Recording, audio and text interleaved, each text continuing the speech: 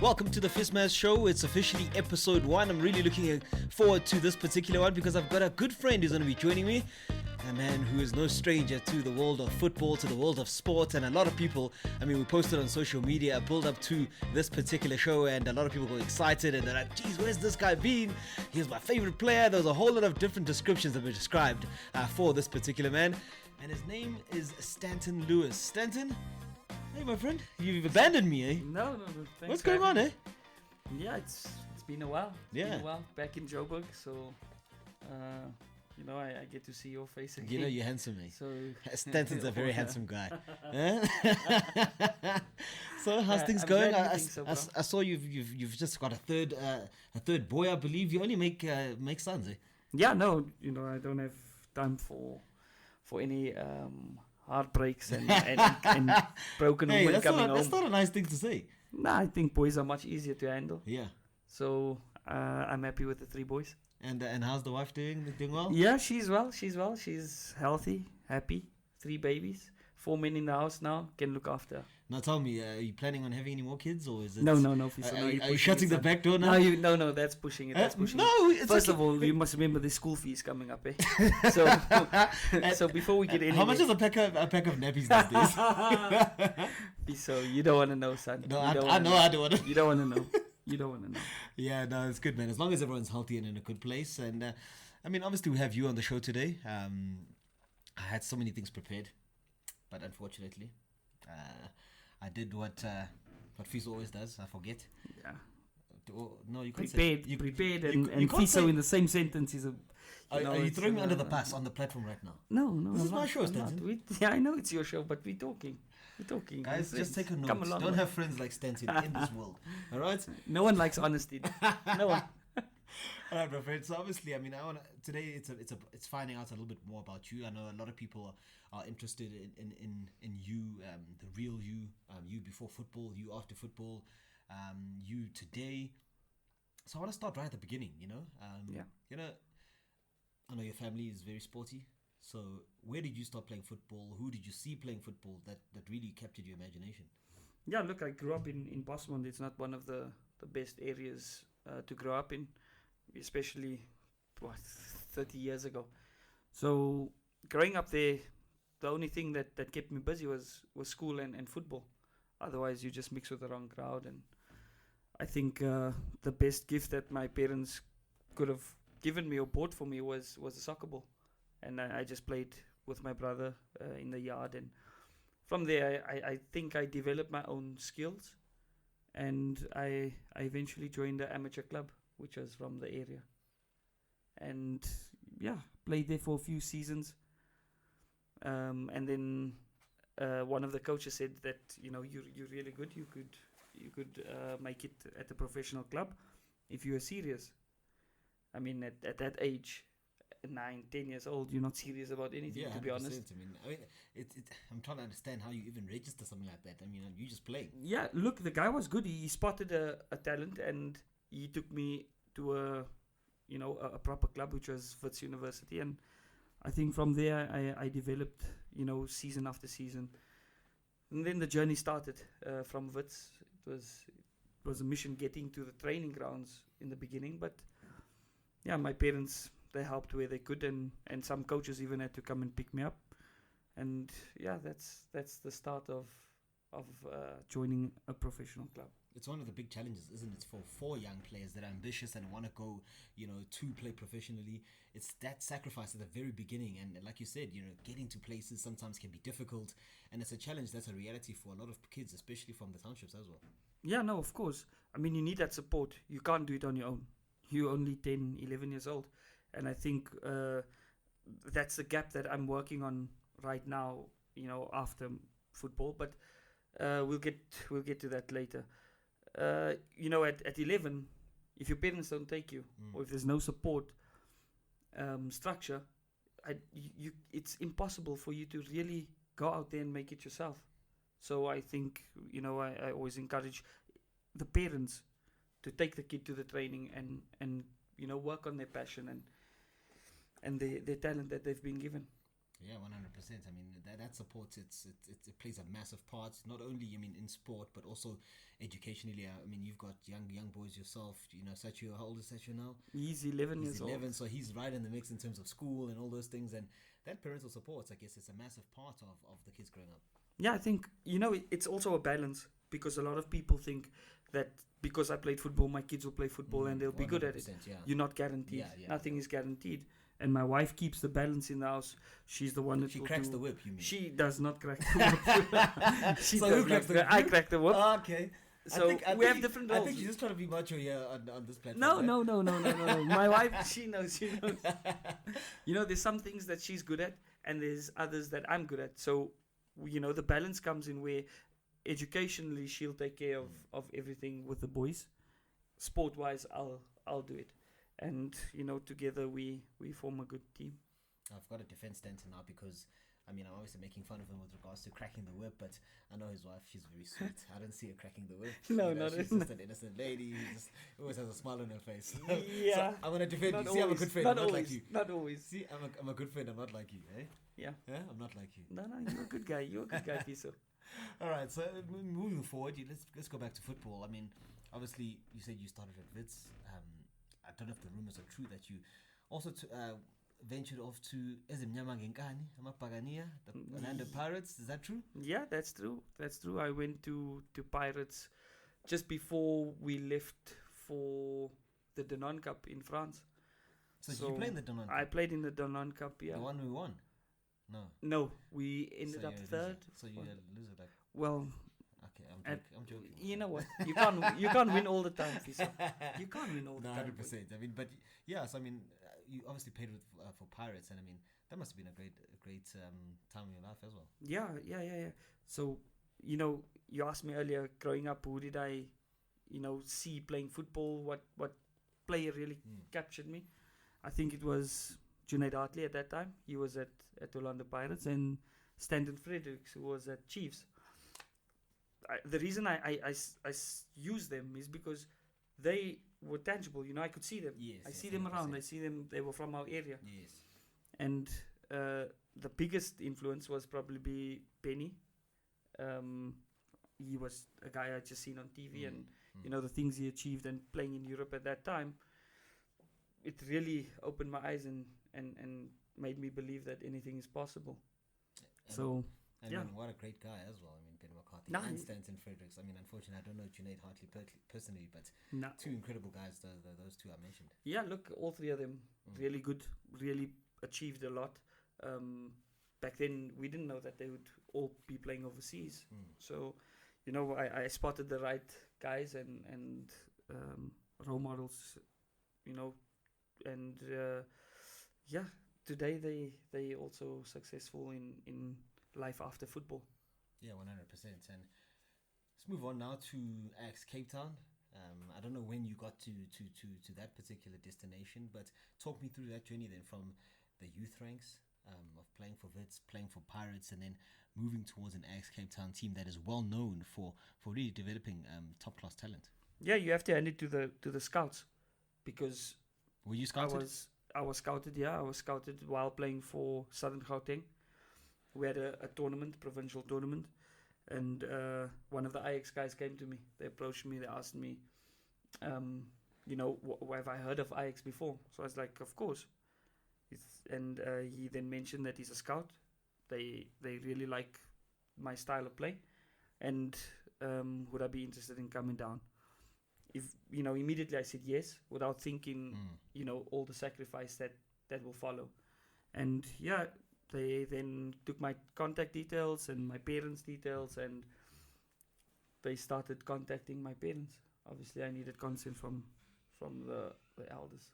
I mean, talk me through that moment, though. I mean, you must have been a proud man or a proud youngster at that time to have Ajax Cape Town approach you, and you were thinking, geez, is this for real? Yeah, no, it's unbelievable, because if you think of the amount of boys that play in these tournaments and footballers all over South Africa, there are thousands. And to be scouted is really special, especially with Ajax being that European link. And from the word go, I thought with Ajax it would be easier to get to Europe. and spoke to my dad, and he was obviously, two-minded, because what is, he'll lose me, but I'll gain in my football, or keep me there and my football kind of so we had to go through discussions, go to trials.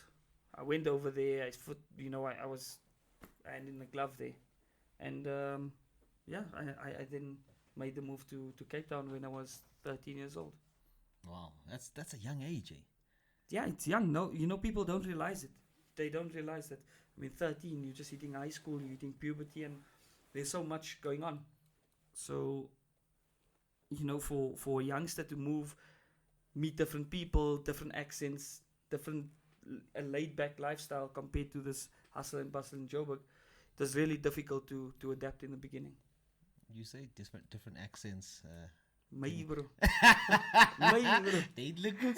Salute, yeah. I love it. I love Cape Town. I love it. In the beginning, it was a bit weird. All the players asking for the ball and in a different way. So. Oh, okay. So you hear guys talking about language barriers. Now you're thinking about slang barriers. Yes. No. There, I think slang is the mother tongue in Cape Town. So. Because the weird thing is I go down to Cape Town and people will be like, no, I can't speak Afrikaans. I'm like, what do you mean? But what are you speaking? He's like, no, this is Cape Town Africa. And I'm like, well. So you get that savor of Afrikaans and then you get the slang, Okay. So I don't think any footballer that I played with ever spoke this savor Afrikaans. Yeah. I think I did it. I don't know who I did an interview with once, and someone asked, I think the guys at work asked for an Afrikaans version, and I was like, listen, can you do an Afrikaans version? He's like, no, maybe I can't. I'm like, oh, what do you mean? He's like, no, I can't speak Afrikaans. So I'm like, I was confused. I'm like, he's like, no, I'm like, but I heard you speaking. He's like, no, that's not Afrikaans. I'm like, okay. No, that's slang. That's slang. It's totally different. You can't go into an office and start speaking slang. So. And we can't also utter some of the famous words. No. Let's keep it clean. Let's keep it clean. You mustn't push. No. Mustn't push. Keep it clean, brother. No, 100%. Now obviously you get to Cape Town. What do they do differently, in the Ajax Cape Town that was able to? I'm sure they're still producing players now, but there was a stage where it was just, it was what's the word I'm looking for? A conveyor belt of talent. Yes. I have to agree with you. At that era, it was, every season there'll be 2 or 3 youngsters promoted and to proper the first players. team. They were proper players. I think because they were there from a young age.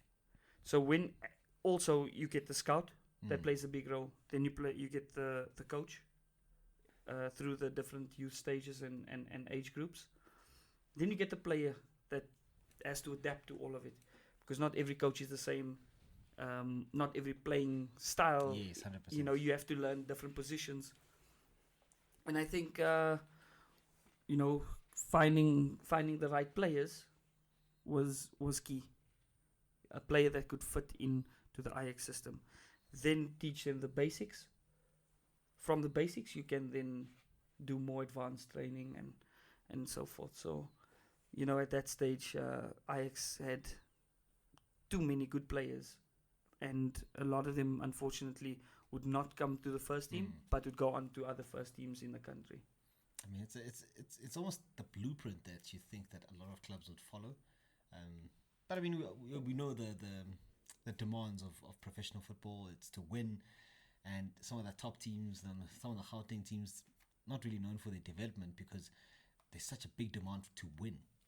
Yeah, look, it's easy when you're a big club and you have a lot of money, because you get the other teams, the smaller teams, to do the work for you. Ajax Cape Town will develop players. You'll come with the money. You'll offer them the money.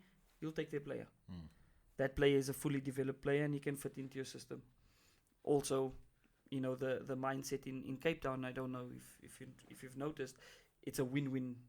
It's almost like everybody comes from the Cape Flats and you want to get out. Yes, it's 100%. So, when they come to Joburg, Durban, wherever it is, the players really perform unless they are, derailed by something. Distractions. Yeah, it's fascinating. I mean, I've always asked myself, I mean, what did Ajax do differently in that time?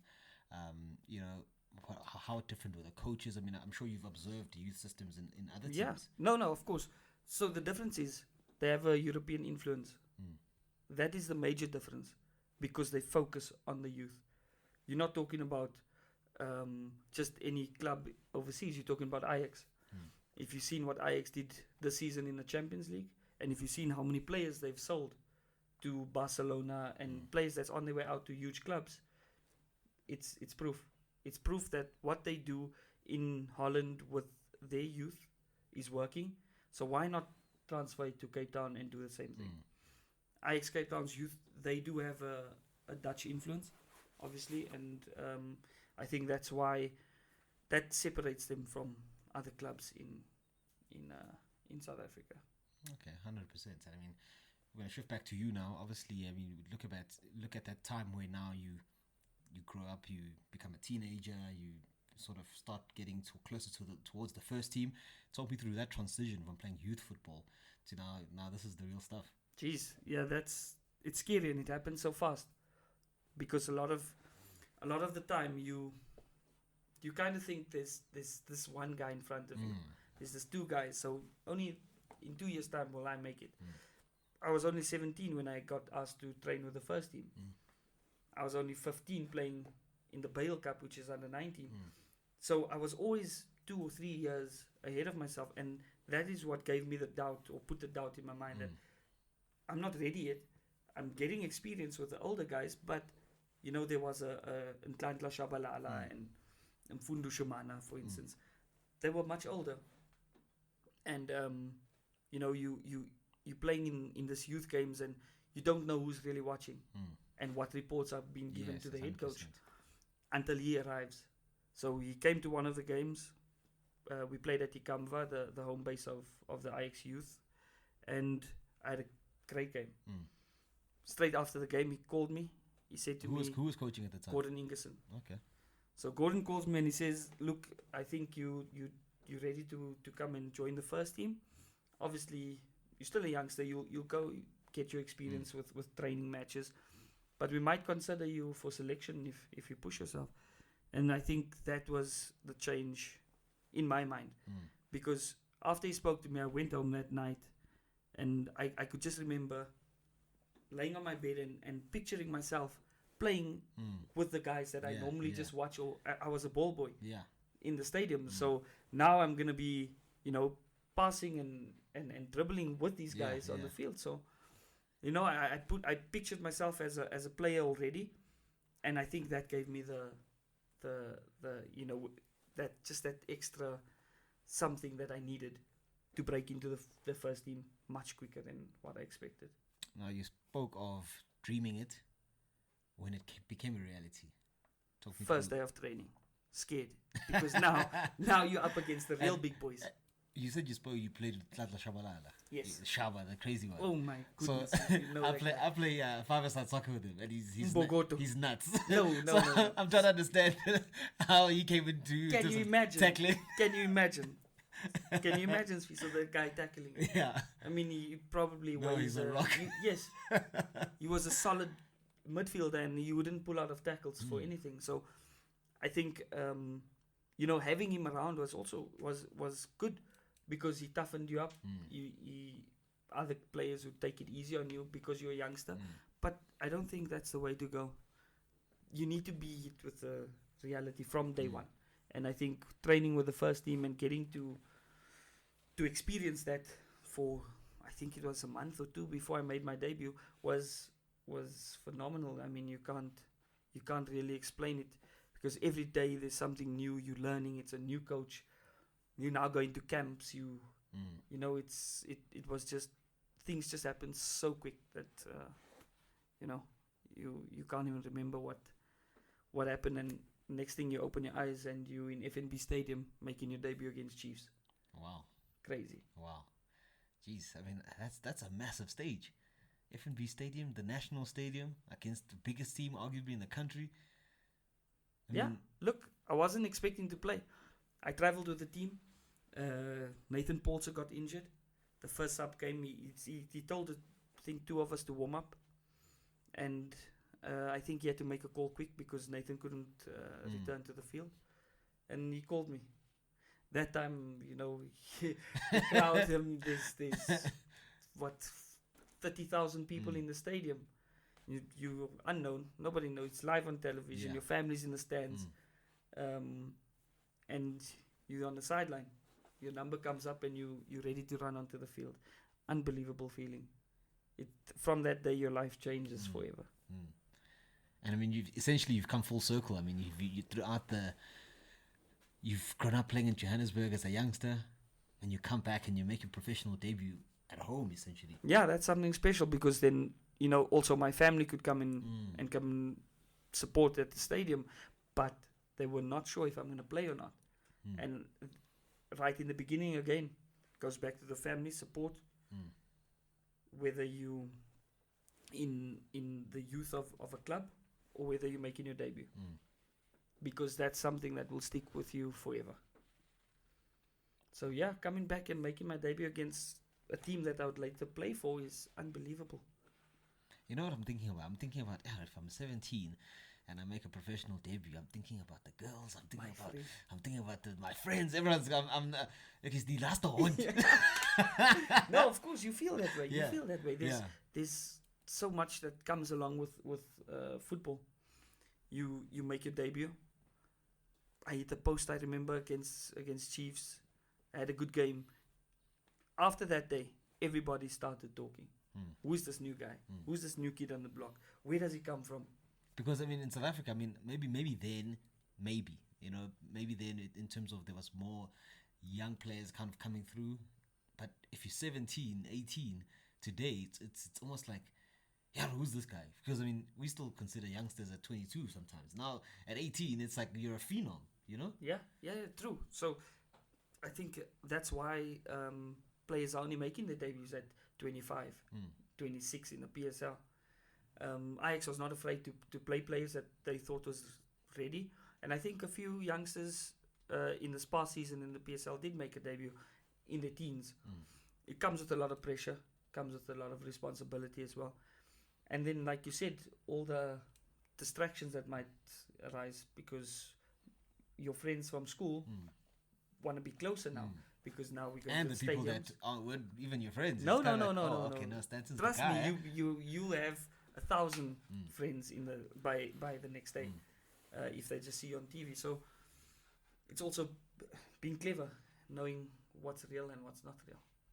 But that's a maturity thing. I mean, not everyone can have that maturity at 17, 18. Some guys immediately just get caught up in that whole storm, and it doesn't last very long. No, it doesn't. I think in the beginning I was obviously caught up in that whole limelight as well, where friends came out of nowhere, people inviting you to places that you never knew existed. And for me at that time, football was the only thing that I knew. So going to friends and a house party and that was okay, but never going to nightclubs and all of that stuff. No, 100%. And I mean, no doubt an exciting time for you. And I mean, you spoke about things really speeding up in your career. It was only a few years later, or was it a year later? I don't know. But you transitioned then to, I mean, I want to find out about the Ajax Amsterdam move. Now you've had a taste of the PSL. And actually, before we do that, Youth International, I know you would have played with guys like Kune, Senzo Meiwa, Junior Internationals. Was that before or after you went overseas? That was before. So I was one of the youngest players in the Olympic team. I think, I was still 17 at the time when Compella called me up, and I had a great time with the under 23s. I think I skipped under 20s, under 17s, and I went straight to at that time it was called Amagluggluk. I don't know. Yeah, and we had a powerful team. We had a team that could compete, and we went to qualifiers, and I mean, bro, like I just said, everything that happened so quick because you just made your debut now you're called up for the national team. You don't know what's that about. I've never been before, and you getting called up for the under 23s to compete in Olympic qualifiers. I don't know if I was ready at 17, but throughout the years that I played there, and obviously later stage Bafana, it was just a stepping stone for my career. 100%. And you then moved to Ajax Amsterdam. How did that come about? I mean, a lot of the guys I know from Ajax Cape Town, trials, etc., etc. Same for you? Yeah, look, I had a good season with the first team, and there was talks. So now when there's a new talent on the block, everybody's talking, and Ajax is the first guys to come and really watch. Look, yeah. Yes. So I think they seen myself and Granul Scott. We got invited to play in a tournament over there in the youth structures. It's called the Copa Amsterdam, and I think I finished joint top scorer with a guy from Argentina, from Boca Juniors. After that, I had agents, I had clubs, and the choice was mine. It was that quick, because you have Rob Mohr, who's a South African big agent, Mino Raiola. Wow. I have his contract at my house, Shaq Swart. So it's players that manage Zlatans, Pogba's, huge agents that come in, and then you basically sitting down and having to choose who you want to manage your affairs. Wow, that's And huge. so Ajax liked what they seen, along with other clubs. Ajax was first preference, obviously, because I come from there and I know their style. And I actually signed the deal after my second time out there. I went the first time to play in the tournament. They invited me again, and I joined it's called Young Ajax, which is a mixture of the first team and the best youth players that Ajax has. They liked me. We started negotiating. I flew back to South Africa, and the two clubs then had to negotiate. Ajax Cape Town agreed that I could leave for Ajax Amsterdam, and then it was personal affairs. I agreed, and the deal was sealed 1 year later. Wow, that's huge. And out of interest, I mean, which other teams were out there looking at you?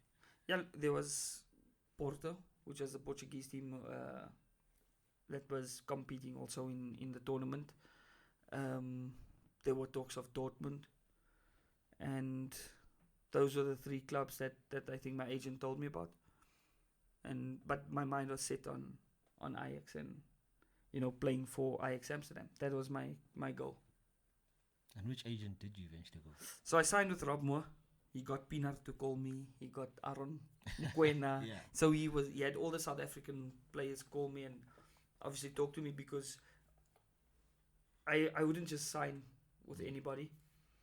And while in negotiations, I was still only 17. So my dad had to be called, club owner, John Comitis at the time was called in, and we had this meeting, and eventually it made sense to go with Rob Mohr. He's a South African, he knew the South African culture, and he's been in Europe for years. So I signed with Rob Mohr. Okay, fantastic. I mean, let's speak about your time there now. I mean, I can only imagine now. You big smile on your face like the one you have now. I'm sure you're just thinking back and you're like, big eyes, and you're thinking, sure. No, here you know what the thing is. Yeah. When you make it in South Africa, you make it big in your city, which was Cape Town. And then in Cape Town, we have Pirate supporters, we have 100%, Chief supporters, we have Supersport supporters. In Amsterdam, if you're a foreigner and you sign for Ajax, that whole city, Amsterdam, will know who you are. Especially because you come from Africa or South America. And I remember being introduced to the city as one of their new players for the season, and that was unbelievable, because from that day your life then has changed and has gone up It's another changed level. Again. You thought you made it and seen it all. Yeah. You have not. In terms of financially and Yes. with the fame, if that's what you want to call it. So yeah, signing there was amazing. You were a It was a superstar, boy, eh? No, I'm I here. was walking I'm around. here. I was walking around there, taking Peanut's place there. It was crazy. Yeah. It was crazy. And I mean, was he there when you arrived? I was there while he was. Well, I was on trial while training with the team, and he was still there. And when I signed and returned to the club, he had been sold to Dortmund. Okay. So we managed by the same agent. So it made sense to bring a player in a number 10 position. And Pinar went to Dortmund, and I was supposedly there to take his place. I'm so happy you mentioned that. It was part of the things that I wanted to ask you about a little bit later on, but because you touched on it now, what position did you actually play? Because a lot of people just categorize players and say, oh, he's a striker. They don't, what happened to attacking midfielders, 10s, those are specialist positions. What were you? So I went down as a number 10. That's obviously just behind the strikers and the most creative position on the field, I think. We then had that's why I said also the Ajax system. They teach you how to play in different positions, different systems. And does it come from that total football philosophy? It does. From It Johan does. Cruyff? It does. So you start, I was a number 10. I played at the number 9 as a top striker. And I played as a holding midfielder. If you look at it, it's one line. It's the 9. It's basically the spine of the team. And I could play in all positions, which was crazy. I never knew because I didn't do it at Ajax. But it just shows what Ajax Amsterdam sees in young players. If I give you a quick example, is De Ligt. Great defender. He's a fantastic 19-year-old defender. But he could not play in the youth systems. He could not play the football that Ajax wanted. He was tough. He could win balls. But with the ball at his feet, he wasn't the best. They moved him to a centre mid, and they played him as a centre mid so that he could get that 360 view of the game. They then moved him back, and now he's a superstar. Wow. That is the difference. And I think that's what Ajax Amsterdam did with myself as well. And interesting that in that subject, I mean, I've always found it fascinating how the total football philosophy works. And a lot of people you'll hear them say total football and they think it's just passing the ball around or it's this. And from what I understand, it's almost that interchanging of positions as such. So it's almost being able to play in all positions and being comfortable enough to play in those positions. Am I right? Or tell me about that education. Yeah, you're right. Look, it's total football is the basics. You cannot do step overs if you don't know how to cross a ball. You cannot shoot if you don't have a first touch, because without a first touch, how are you going to set yourself up to shoot? And these are essential little small things that Ajax really they focus on a lot. In terms of positions, if you have a left winger taking a corner, who's covering for that left wing? And do you know what to do in that position? And that is where that interchange of positions comes in. And players know what to do in those positions. So total football is exactly that, is knowing the full field. If you are not being a lost, certain essentially. position, yes, you never lost because you know exactly what to do in the position you find yourself in. Fascinating. I mean, and that's the sort of that's the sort of small things that I always find it puzzling when you hear a footballer says, but I can't play at right back. What do you mean? It's football. Yeah, look, it might not be your strength, but you should be able to you do should a know job, the rules. 100%. So I think that's something that we need to work on in this country, and that's what I've focused on is just the basics and knowing what to do when you are in certain positions on the field. 100%. And I know your time at Ajax, I mean, you come across guys that went on to become really massive names. You played with them in young Ajax, and who are those? I mean, look, I know them. It's a thin line. Yeah, it's a thin line. I just did an interview with one of the magazines in South Africa, it's a thin line between a superstar and being myself, Stanton Lewis, because your luck at that time, your coach at that time, your form at the time is just so key, and sometimes it's not meant for you. You reach a certain level, and you think that a Daily Blind, you asked me earlier, who was a friend of mine, a Daily Blind, for instance, in the youth or in young Ajax, yes, he was good, but you didn't think you'd be at Man United. Come on. I was taking him on, like, he was the N1 for me, And I come to a Chiefs and he goes to a United. That's the difference. And in football, very unpredictable.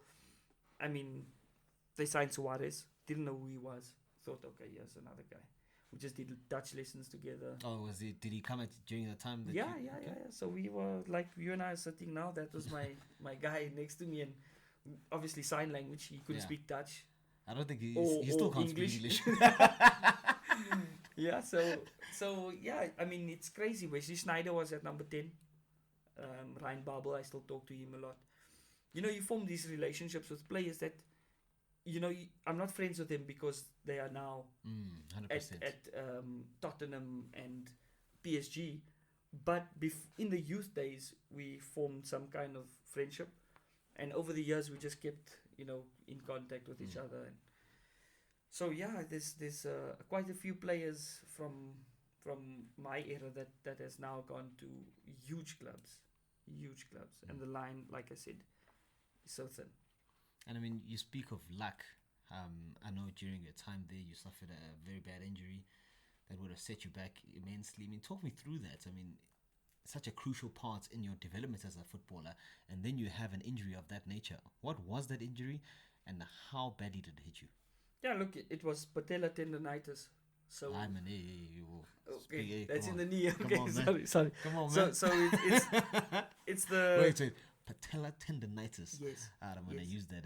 What's wrong with patella tendonitis? No. A lot of players, if you go back to the Cassis and stuff, they'll say, no, I retired. I said, why? No, I got injured. They don't know what injury they had. There's only 2 injuries that could really keep you out of football. And patella tendonitis was one of them. It was almost the end of my career at 23. Fighting back into the team, and all of a sudden I get this pains in my knee and go for x-rays in Holland and checking it out. They said no rest. They started doing I don't know what the treatment is called, but they basically draw blood. They spin your blood and they inject it back into the injured area. And it didn't work. At that time it was, I think I had 18 months left on my Amsterdam contract, and I decided to come home and do my op here. Because during that year my son was born. So not being married, and the wife couldn't bring, or the girlfriend couldn't bring the boy over, I then decided to take a loan deal back to Cape Town and recover here. And obviously the worst thing that could happen to a footballer. Look, it's not the worst thing. After a while, and I went to psychologists and all of that. They kind of help you, because you either go, when you don't make it in sport, it's 2 routes. It's your lifestyle route, which is alcohol abuse, drug abuse, fame, women, or you get injured. And I'd rather go out the honest way than cheat myself. And unfortunately that was the start of my injuries. I mean, I could just imagine, the pain you would go through in that time, in terms of, this is what I've always done. Will I come back the same? I'm sure all those questions go on through your head. Yeah, look, it's difficult because you don't know. You don't know what the outcome of an up will be. You don't know if you'll be able to play again. And the risk for clubs, because now you're on huge money, you're on huge salaries. Are they going to take the risk and sign a player that is that just came back from an op? The only way was to do the op, do the rehab, come back. I was on loan to Ajax Cape Town anyway. So the only choice I had was to fight my way back into fitness and into the team. which I managed to do. The operation was successful, and geez, again, close my eyes, wake up one day, I'm back on the field. I'm scoring goals for Ajax Cape Town, and now this club's talking again. That wants a piece of me. And I mean, it's also probably approaching. At the time was also the 2010 World Cup, and you would have had your eye on that, thinking, oh, World Cup at home, on the biggest stage. I mean, no greater honor. Yeah, no, of course. One of the reasons, obviously, when you sign with an agent, you have this whole team behind you, and they advised me, look, if you go home and you have a good season, the World Cup is there. I was already part of the talks of being in the front line there, and it was 2009 that I got injured, and I had to do the op because I thought with all the other medical, whatever treatments I went for, it would work and I'd be fit enough to compete. It wasn't. It was too late. Did the op, and throughout the World Cup, I think I went to all the Dutch games. Because I was still contracted to Ajax Amsterdam. I used to fly up and down, and all the players, some players that I played with, which is a shame because I would have loved to compete in the same tournament as them. They were there, and I think just some of the guys like Ryan Babel and Van der Wiel, they would just say, come and fetch the tickets, come to the games, come to the hotel afterwards, fly everywhere, and just enjoy the occasion. But it was sad to miss out. Obviously, if you had the chance. I'm thinking if I'm you in that situation, World Cup at home, man, it's like I can taste it, I can taste it. It was one of the best World Cups. If you think about it, no one thought that we'd pull it off, to be honest, and it was unbelievable. Proud of the team, they did well. Personally, obviously but you're sad, but I'm not bitter about it. Ironically, speaking about the World Cup, a few days ago, it was the anniversary of that strike from Spiwa Shabalala. I see him. I'll tell you. During that World Cup, I was working at a fan park. I was pouring beers. I don't think I watched the World Cup. I'm so upset when I think about it now. But I remember that moment. I was pouring someone a beer, and I just saw all the beers just going up in the air. Everyone just lost their minds. I'm like, wow, this is amazing. And I just imagine what it was like at the stadium. And where were you when that happened? Yeah, I think I was home. I was home watching the game on TV, and I was living in Cape Town at the time, and they played at FNB Stadium, and Shaba, what a goal! Just he nailed it. What a goal! What a goal! Great way to open the World Cup, and great for South Africa. People talk about that goal all over the world, and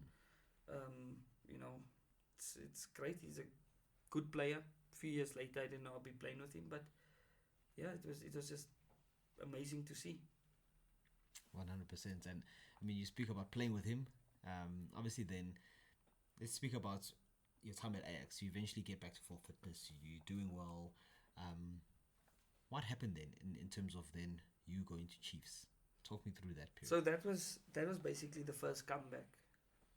It was a comeback season for me. After 18 months out, coming back now, I then signed for Ajax Cape Town because I don't think they wanted to really lose me completely.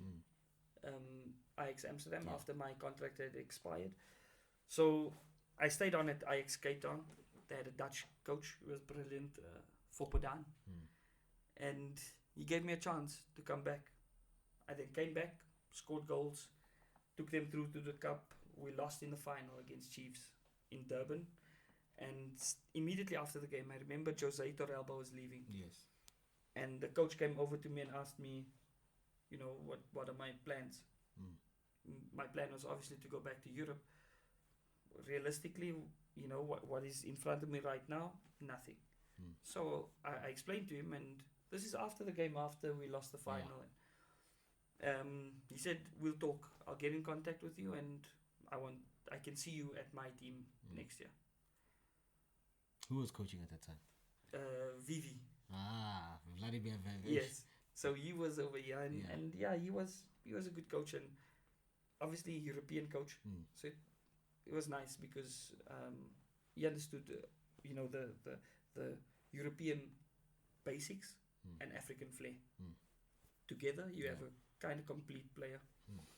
And then I went. We negotiated for a while, and eventually the deal went through. And I was at Chiefs now. Now it's back to Joburg where everything started, and it's crazy. It's a team I made my debut against years before this moment. So just what an honor to be in that setup. Great club, big club. At the time, the form was good. They didn't ninth, so we talk straight here. So it was. We're gonna get to that. They are still a big club, and at that time, they had players that was on form like Knowledge Musona and Shaba was there. It was a great mixture of players, and I enjoyed myself. It really, I learned, the meaning of playing for one of the biggest clubs in South Africa and not just overseas. Now, your time at Chiefs, I mean, you can look back at it and maybe describe it to us in terms of obviously playing wise, and why you then didn't stay on longer. Yeah, so this is where the comeback season was completed. I was then just in a new team, trying to fit in with a new coach, a new philosophy, new club, surroundings. And it went well. I never missed one game. I was not out of the team. I think I was sick when we got to Durban once, but I was in the 18-man squad every time we were to play, and played. I scored a few goals for them. I had I had good games for them. It wasn't my best, but they obviously, the quality was there. The performances I gave was up to scratch. Came to the end of the season, and before the season ended, Bobby started talking to me about renewing my deal. My goal was really to go back to Europe, but I think there's hardly anything on the cards. There was a team in Norway, not in Norway, in Sweden. In Sweden, yeah. Djurgården, and then there was Nonchalant in Denmark, and my agent at the time had contacts over there.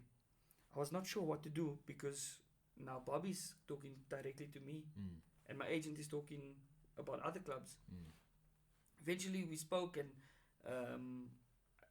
negotiations between Bobby and Rob Mohr broke down after they couldn't agree on a 2-year deal for me.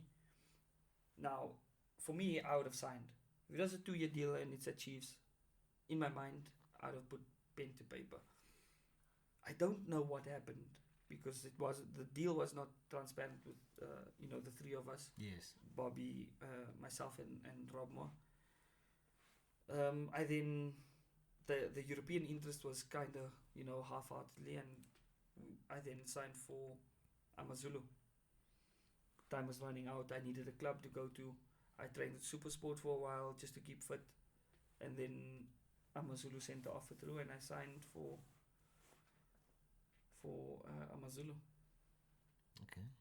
Moved to Durban now, very different. Jeez. My hometown. That's where I actually met you in Durbs, eh? Yes. And wow, I'm thinking now, you go from Chiefs to AmaZulu. A lot of players actually, they think to themselves, once I'm at Chiefs, I don't want to go down to play for AmaZulu, or you look down on other clubs, or you almost want to stay in that top bracket, that top 4 type of setup. Same sentiments for you, or for you was it just a case of I need to go somewhere where I can play? Look, I just wanted to go somewhere where I could play. If you look at it, it would be stupid of me to say I don't want to go to AmaZulu because I come from Chiefs. Don't forget, I came from Ajax Amsterdam. That's world champions. How can I not want to go to AmaZulu? They offered me a good contract. It was a 1-year contract, and they understood what I wanted to achieve. I played there, scored goals, and great performances for AmaZulu. lasted 8 months, and then I was on my way again. But yeah, that's the way football is, and I wouldn't say it was a mistake. I think it was good. I got game time, got to live in another city, met some people, met future business partners that we mentioned that we've. Yeah, we mentioned off air. We went to. We'll get there. We'll leave that out. Bob ties. So yeah, everything happens for a reason.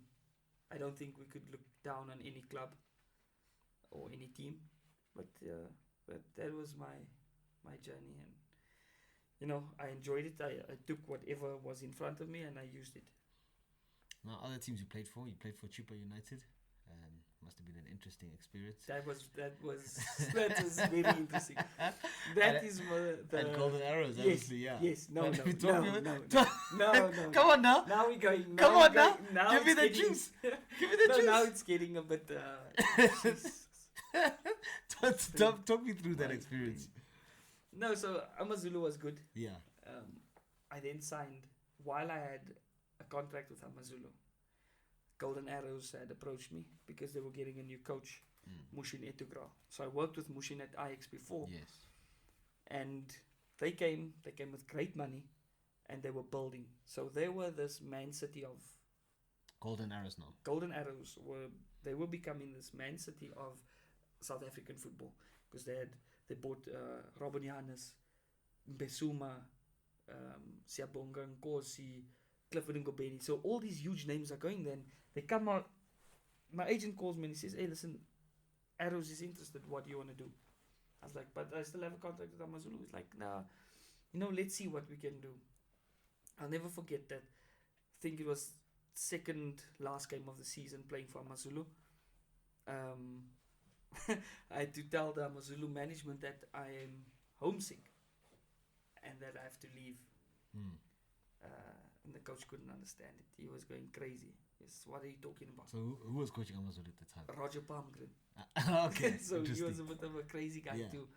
And he couldn't understand what I was, why I would leave camp. We're playing the next day. And yeah. So you were homesick? Yeah, well, I wasn't. It was just so that I could leave the camp and not get injured. So Golden Arrows wanted me to come to their preseason. That's sneaky, eh? It was very sneaky. It was very sneaky. And Arrows offered me a great contract. I then thought about it for a long time. Spoke to the agent. He was like, "Yeah, it's a good team. They're building. It's a good coach. The people. Sean Bartlett also came. Yeah. And then it was up to me. I made the decision. I said, okay. Went to my hotel room. I told my roommate, Mark van Heerden, I said to him, "Bro, listen, I'm leaving now." He's like, "What are you crazy, Stiga? How can you want to leave? We're playing tomorrow." Blah, blah, giving me this whole thing. I said, "Listen, I'm going to pack my bags now. I'm going downstairs and I'm going to ask the coach if I could leave." At that time, the story was homesick. I mean, come on, I've been away from home for since I was 13. Yeah. So what homesick? There was no homesick. I then left the camp. Obviously, Amazulu was not happy, and I had to terminate my contract, and my contract with Golden Arrows started from the day. So now what happens when you bump into Amazulu? It was awkward. It was very awkward. Because now you said you're homesick, I gotta go, and then you signed for the guys next door. Exactly. It's not. I mean, what kind of a story was that in the first place? That's a shocking story. It's to tell a rubbish lie like that, and I at that time I couldn't think of anything better. You are a shocking liar. No, that's crazy. I'm not a liar. It shows that I can't lie. You're a good man. I won't You're lie. a good man. You're a good man. Of course. Okay.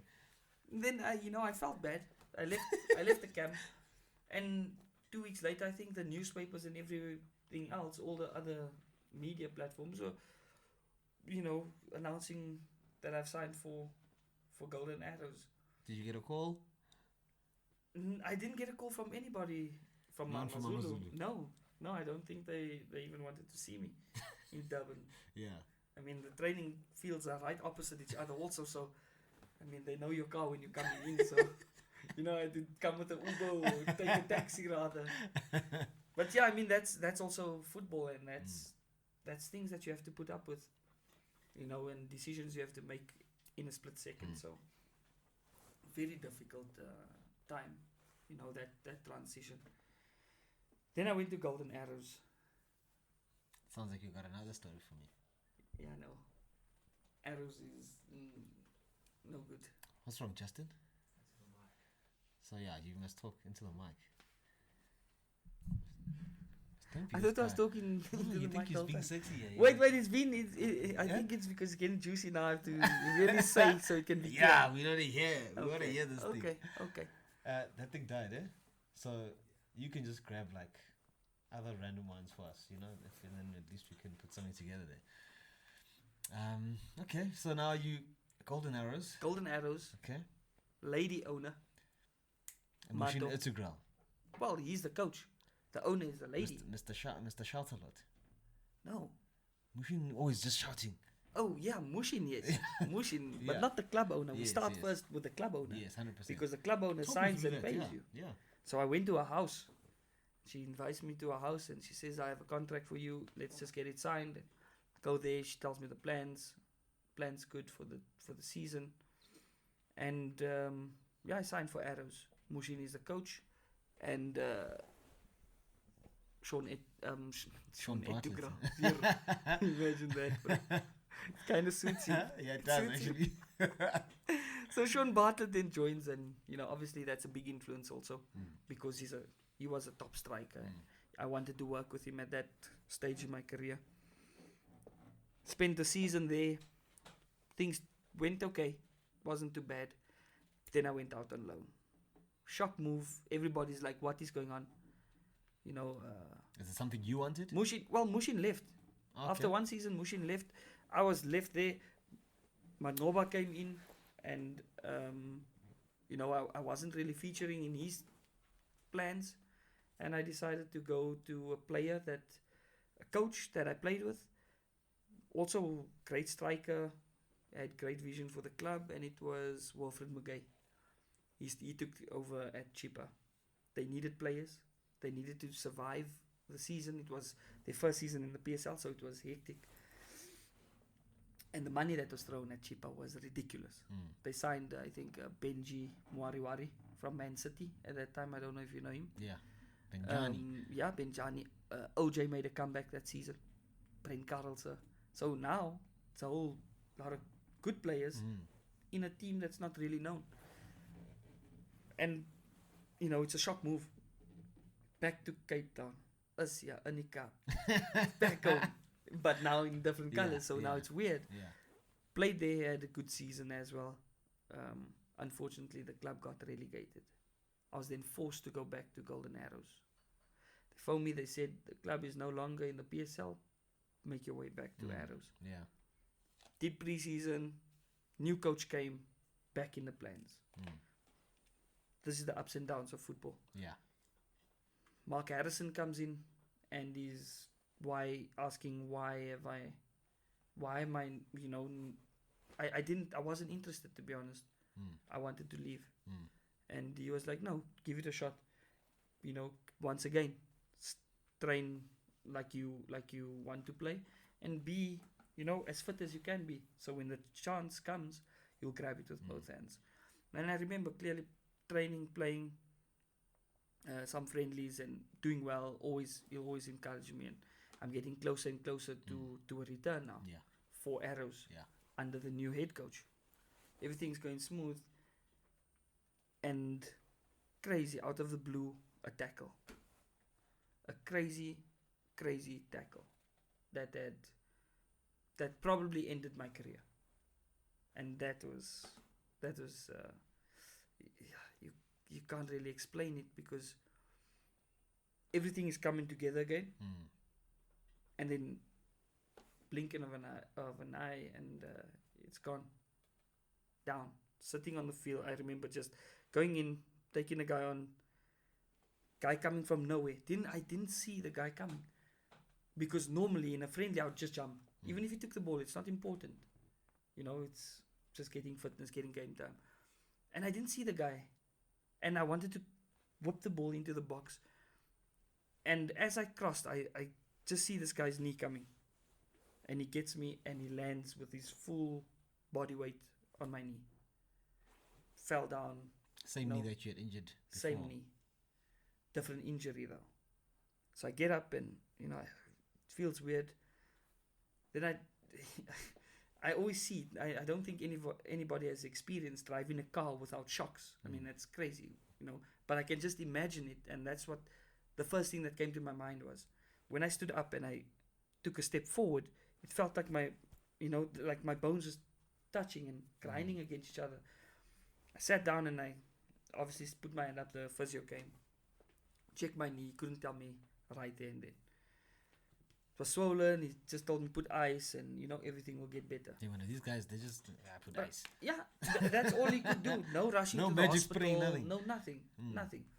Comes there, says no, don't worry. So now it's a big injury. I don't know it at the time. I assume that the physio would know the extent of the injury, and he was just easy about it. Maybe because I wasn't one of the important players at that time. I don't know. Anyway, I thought to myself, I'm gonna get into my car, and I'll drive straight home. So I get to, I walk off the field. The people are helping me off the field. Jump into my car, and off I drove. I think they were still training, whatever. Got home. This is where things got really weird. So I get home, and my family's home, and they ask what's wrong. I said I don't know. I hurt my knee in training match, but I'll see how it goes. So I have a flight of stairs that I have to go up to my bedroom, and I'm hopping on the stairs, going up, get to the bedroom, and my wife starts doing everything in the house. She cooks, she brings the food up. Everything is normal and it's calm at home. I get into bed. My son, he used to sleep with us. He then said no, he wants to be a big boy. In that week, he wants to sleep in his own room. So we said okay. He sleeps in his own room, and we go to bed that evening. My knee's throbbing. It's traumatizing because it's a big adjustment for him, but then for myself as well as a player, I'm out again and I have ice on my knee, and so we're living in this estate in Mount Edgecombe, so it nothing could be dangerous there. And I'm chilling in my bed watching TV, and I hear a loud bang, so like something is broken. Don't know if they smashed the sliding door downstairs to come in or what, but there's this massive noise. I jumped out of my bed. The knee was fine. I didn't even think about the knee, because the first thing I checked in his room, and he wasn't there. I checked in the guest room, and he was laying in the guest room. So now he obviously walked during the night, or he wanted to sleep in the other room. I'm not quite sure how he got to the guest room. That I found weird. Checked the whole upstairs. Nothing wrong. Now I'm scared to go downstairs, because what if there's robbers in the house? What if someone's broken in? So I go downstairs quickly, switch on the lights, check the door, front door, where it was a glass big door, and then the sliding doors, all fine. Like, what could that have been? Because it was right here. Opened my bathroom downstairs, the bathroom door, and there was a big mirror that fell down and broke in the house. Then from that, when I seen that, the adrenaline or whatever that was in me just left my body. I fell, I couldn't walk. That's when I knew, and my wife said, now we're going to the hospital. That was at 8 o'clock at night. I sat there, and I was walking now. I was, maybe not 100%, but I could walk around. When, like I said, the adrenaline left my body, and I sat down, there was no way I could stand up. That's the only time I knew that this injury is, it's not just a sprained ligament or a torn muscle. No, something much bigger. Couldn't walk. Then I had to get my neighbor to help me, get me into the car. We get to the hospital and Arrows refuse to do the scans. Why? When you're not an important player, do they have to do that? But you Contracted, yes. Contracted to the club, trained with the club. got Well, I injured was playing never for the club. injured playing for the club. They claimed that I had my own medical aid. Huh? So Are you I kidding? don't know if players have their own medical. I didn't know that if you have your own medical aid, you have to take care of. But isn't it a normal thing to have medical aid? Like, Of course, how could... of course. I'm puzzled. Yeah, that was the excuse that the physio gave me. He said, "You have your own medical aid, use it." I was like, "No, but I'm playing for the club. What if I get injured or anything happens to me? I'm at Golden Arrows." That is actually disgraceful. It was terrible. It was terrible. I then had to do my own scans. Obviously, through the club, everything happens much quicker because now you kind of important. You know what I mean? In the hospital, whatever. Yeah. Right there and then, nobody knew. They don't care if you played for Man United. If you came there and Man United didn't call them, you're gonna wait like everybody else. And I was in pain, and it's been a few hours since I got injured. So the negligence there was, how could I not go immediately for a scan? Go home and see how it feels. Then something like that happens in the house. You know, it's it's. I have no words for that. Took myself to the hospital, and then MRI shows that I had torn my ACL. I mean, that's huge.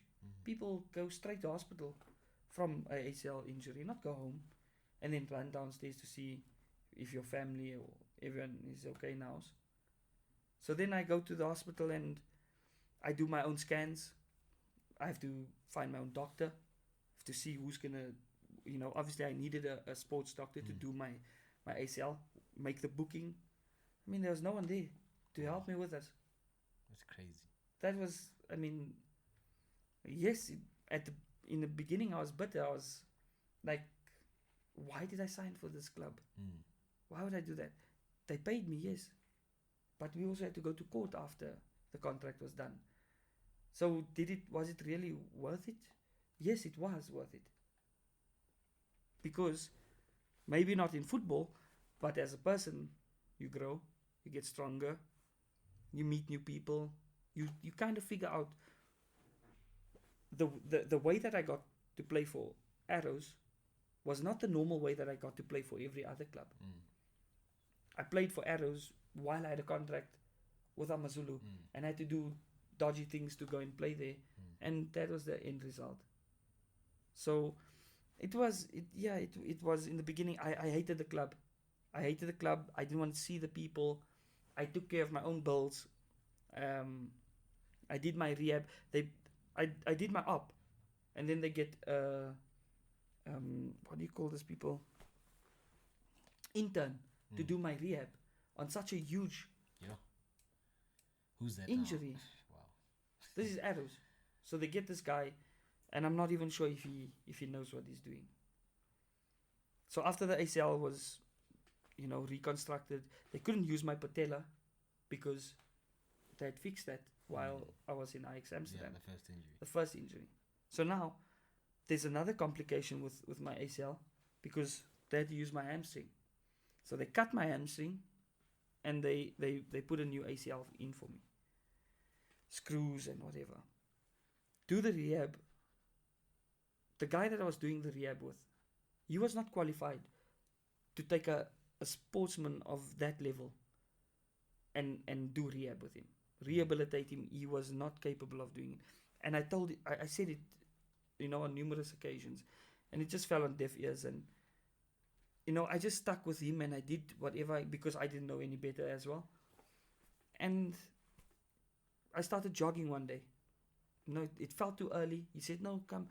You've been through the cycling stage," and I still had pain. Go there and do the first jog and the first activity on the field. And I said to him, "There's something not right.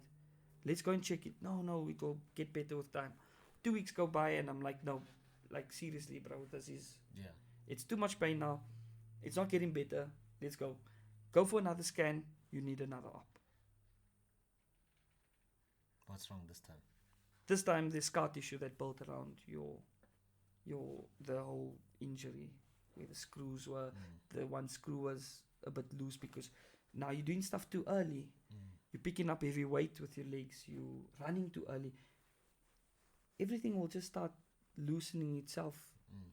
You know, you're stretching it too much, and then scar tissue builds up. Another op in Durban, club nowhere to be seen. They sent me the physio, but now I'm doing the op on my own expense. So I go, and there's nothing else I could do, and I think this is 5 months into a 9-month period, and I then go and do my ACL again. Back, you know, at home, sitting, watching TV. Can't get up and run with my kid. Can't do a lot of things. It's an inconvenience to have, you know, such a huge injury, not just for myself on the field, but for my family at home. And time goes by again, and I do the rehab. With a different person this time. So it was with two guys. It was with a guy from Amazulu, and the guy they gave me. And the guy from Amazulu used to come to my house and treat me over there. And he said it's not right, because now what they've done was, so now I've had the ACL, the initial op. Then I went for the scar tissue for the second op. This time, they said to me, I have to put my leg in some kind of a splint and keep it straight, so that, because once you tear your ACL, you can never get the full flexion of your knee. So to increase that, let's put it in a splint. My God, bro, that was terrible. It was terrible, because now, after the 10 days after that op, I couldn't bend my knee. Oh, my word. So you must be joking. Am I dealing with clowns or what? Those at are this punks. stage? That's what they are. Jeez. Then I look. It was then in my mind. I said, look, you're laying on your stomach every day. There's a guy coming and bending your knee for you. I asked him, what are you doing? You know, how can it be so sore? He says, no, we have to break now. We have to break through the scar tissue. Yes. So anybody that had scar tissue in the knees, if you're going and breaking that, I don't think they do it without anesthetic, because it is way too painful. So we start going on to different machines, different injections into my knee to try and get this whole scar tissue away, and it doesn't work. It didn't work. It was dealing with people that did not know what they were doing, and that hampered me for another year. So now it's 3 years lost on injury, and then I had to still come back to Rosebank in Joburg and see a proper doctor that did proper rehabilitation for me with my fourth op. So 4 operations later and 9 months of recovery, after the 4th op was I able to get onto the field again. So the journey that I've been on, the injury, the neglect from clubs, the incompetence of physios around there, it's scary. It's really scary, because I think that I could have still been playing today if I had the right treatment and maybe the right people that was there in the beginning, that stayed there and did not disappear once things started to look a bit dodgy. So yeah, I then, after that 4th op, I came to Joburg. I trained with Wits, with Gavin Hunt, just to get fit, test the knee, and I'm 100%. Talks of signing, interesting, back after 4 years. I think if you know Gavin yourself, he's very straightforward. He'd tell you from the day one, listen, Fiso, you were good, but you're not so good now. We don't need you. He actually encouraged me. It was one of the best coaches to go back and train with, because he's very honest, and he'd tell me, you're not good enough, you won't make it stop. He encouraged, he said, you have a chance. After 4 years, you lose fitness. Mentally, you're not as sharp as you were. And the game goes on. Game progresses, yeah. Yeah, of course. There's different players, different systems. But the game is based on speed now. So now you find yourself in a place that you're unfamiliar with. And Gavin gave me the full preseason. Once again, luck comes into play. They see Gamal. He's a player from Al-Ahly, national player. And then there was me, coming back from injury. Who are you going to sign? So, again, yes, talent, the hard work, the dedication is there. But there's that element of luck that you need in football. And once that happens for you, there's nothing else that can stop it. Once you get that lucky break, for me, a lot of players in South Africa that is still playing today will never taste European football. In that way, I'm lucky. I've been there. I've played there. I lived there. A lot of top players, Exactly. You rub shoulders with world greats now. So, I went to Tux and I trained with Tux. And then there was the fitness issue and getting back into the game. And, I during this time, I was busy starting my own football academy.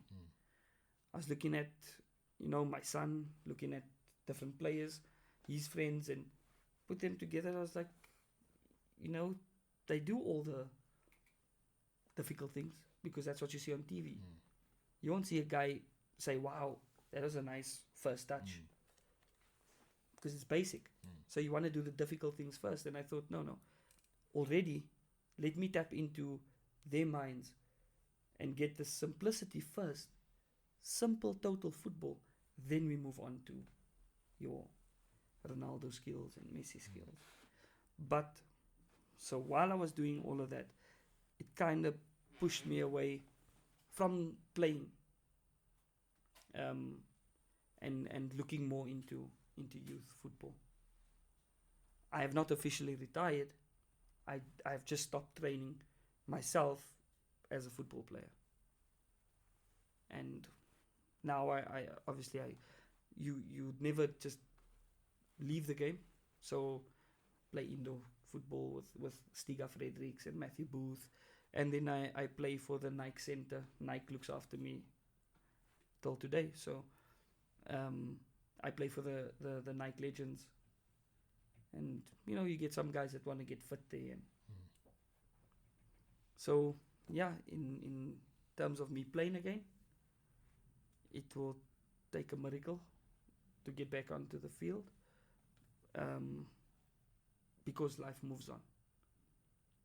And if I didn't have kids and a wife and other responsibilities, maybe I could have been, go back to my youth days where football was everything. Train in the morning, train in the evening, get fit in 6 months and get a contract. Then you have to wait. You don't know what club is looking for a certain player. So it was a whole long thing. And during this whole time, the course of the 4 years, I opened up a business, several businesses. Fiso, you've been there to Durban, you've been to a few places that I opened. So, I mean, building on that specific point, a lot of guys play football at the highest level for a long time. Within a short space of time, everything's gone, what have you done differently? From a young age, obviously, I know you got advice from Rob Mohr in terms of investing and things like that. Talk me through that and how you've managed yourself to be able to live beyond football. Yeah, look, it's not easy. It's not easy because you're not going to earn 200K every month from doing something. No. I'm just checking, man. Yeah, people want to know. It could be more. I can tell you. But yeah, an average salary of 100,000 and more for players today is more than enough. If you know how to use it wisely, I must admit, and I will not lie, I have spent and lost so much money because I did not listen. And yes, I live beyond football. I could have been much further, or should I say wealthier than what I am today. But you learn from it. And I think the guys that stop football and have nothing after football, they didn't have a plan. And I don't know what I would have done, because if I was still playing, would I have been able to focus on a business? Would I have been able to focus on youth football? I don't think so. At the same time, you're making enough money to buy properties and start businesses. They don't always work out, but I can't say, because that was not my path. And I think that as a form of a professional football, this is just my opinion, stay in the game. Stay in the game and give back, because you don't know what association might form for former pros to actually work together and start an academy, for instance, in your province that you come from, or in another province, wherever it is. And a lot of our guys just drift away because, I don't know, it's hard to leave the game. It is hard. So it's like breaking up with your ex-girlfriend, Fiso. And then you don't want to see her again. Why you? Because you look like you had a lot of ex-girlfriends. We're not gonna go down this path. Charmer boy like you know. You must respect me. This is my people. I know. You must get rid of this guy, McCurran from Podzila Media. We don't want him here. But yeah, I mean, obviously, I mean, I want to go back a bit. You speak of, obviously, guys didn't have a plan. When did you start having a plan? Or when did you first make your first investment or your first business, Talk me through that. Look, I was blessed to earn a lot of money at a young age. So you could go and buy a house. And I bought a house in Cape Town. I paid the house off. And I invested in our family house in Johannesburg. Then my dad, he's been in business for years, but he used to work for somebody. And he said to me, which again, I was stubborn, I didn't want to listen, I should invest in this particular business that we run today. And I was like, no, it doesn't really interest me. The only thing that interested me was football, restaurants. If I had to invest in something, I'd have loved to own a McDonald's or a KFC. Very difficult at the time. And he was like, sometimes you won't just, the lucky few in the world will do what they love for money. And some of us, he used himself as an example, will work and still make a good living by doing what we have to. And I then said, I bought a vehicle and invested some money into the business. And 2013, we started Triple S Supplies, which is an automotive engineering company. So we just supply all engineers all over South Africa. Well, the customers that we have. And so it started with him. Then in Durban, like I said, I like this nice restaurants and stuff. I opened a business with a friend of mine, a Russian guy. We opened a salon and a spa, which was good at the time. And then the guy turned out he didn't have a work permit. Oh, shucks. So who are these people you're dealing with? Chance takers, man. So that's, should I be worried about you as a friend? No, not me, my friend. I have a South African passport. Okay, I'm going nowhere. I'm just checking it. Yeah, I mean, you were there. Yeah, you came to the beautiful place. It was a to the beautiful spa. place there. Yeah, in It Morning was a restaurant. Yeah, it's very nice. Yeah. So yeah, that was the beginning of me going into business. was starting with my dad, and then going out and doing some other things, like opening a spa and a restaurant. It lasted for quite a long time, and then there was obviously, the law that comes into place and checking paperwork, and things didn't look so good, and we decided to sell. We sold. From there, went into another line of business, which was transport. It's not easy because you need to know somebody in the game.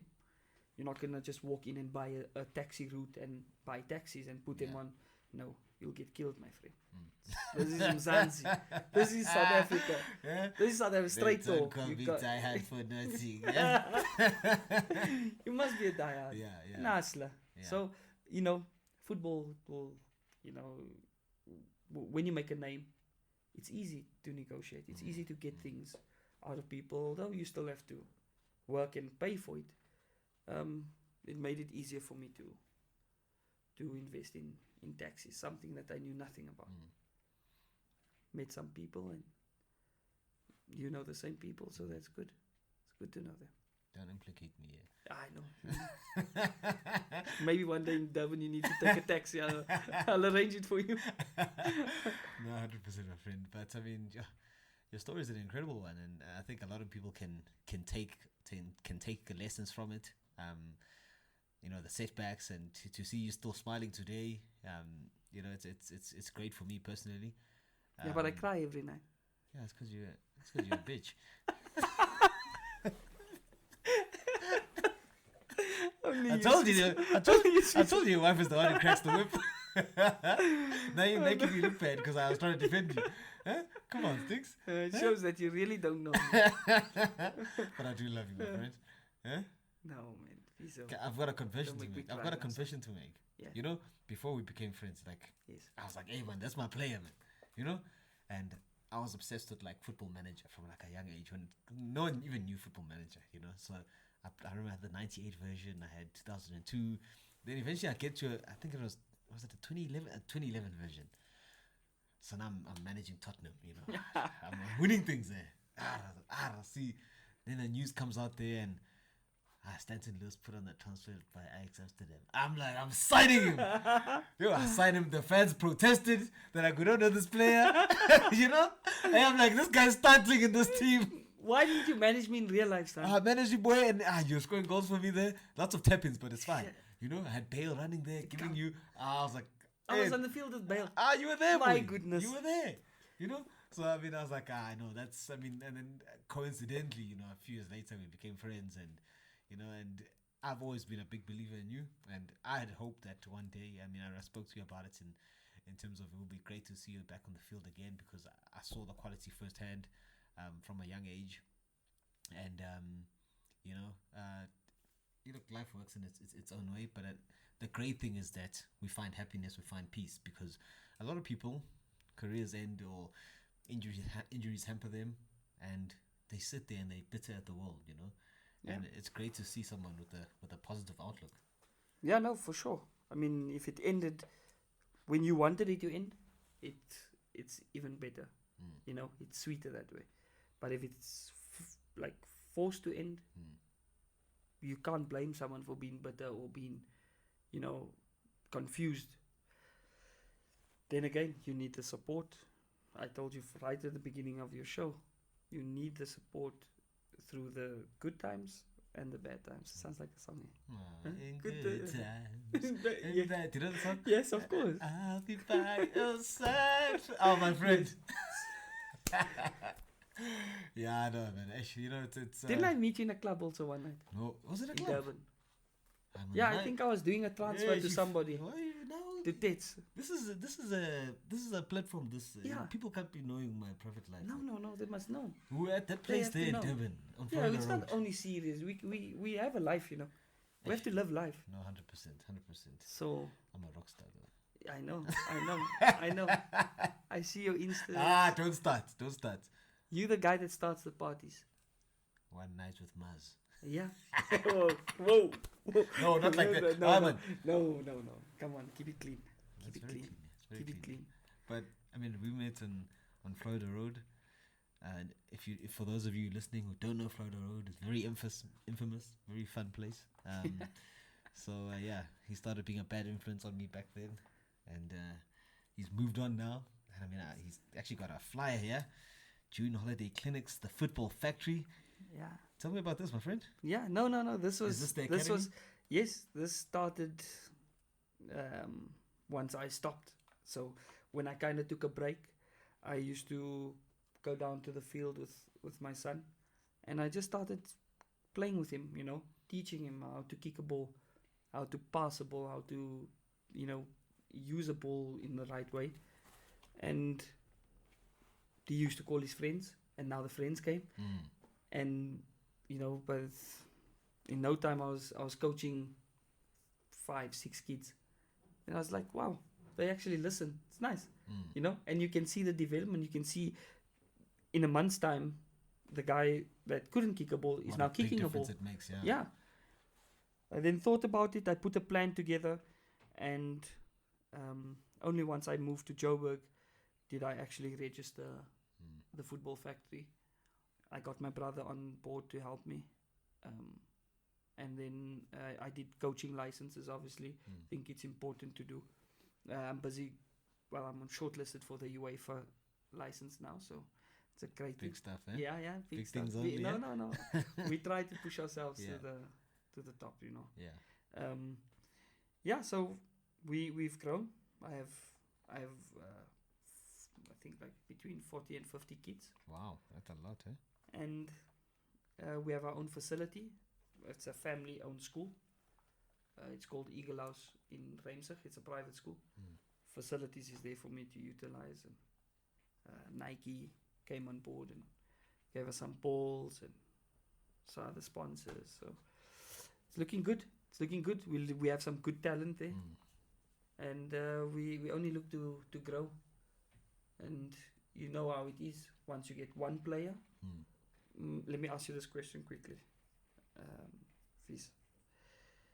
Benny McCarthy in South Africa. Who did he play for? He played for Seven Stars. Yes, he played for Seven Stars. Before they merged and became Ajax Cape Town, yeah. Took one player, Benny McCarthy.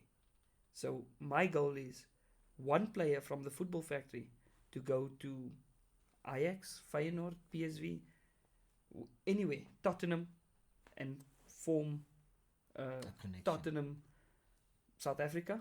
That is my goal with one player. So if there's any talented boys out there that believes in themselves and believes that we can take them to another level, the football factory is open. It's open, boys. And it's going to be open on the 24th until the 28th of June and holiday clinics. So obviously Eagle House School, that's where it is, 73 Lawrence Road in Putview, Johannesburg. So 5 days. It's going to be fantastic. I'm sure you're looking forward to that. Yeah. Last year we had CNA on board. Unfortunately, I was using the club facilities where my son played at, and we didn't have like classrooms and all of that. And CNA was still on board and gave all the educational things that we need, because football is not just about football. It's not only about kicking a ball, and there's so many other values in life that you learn.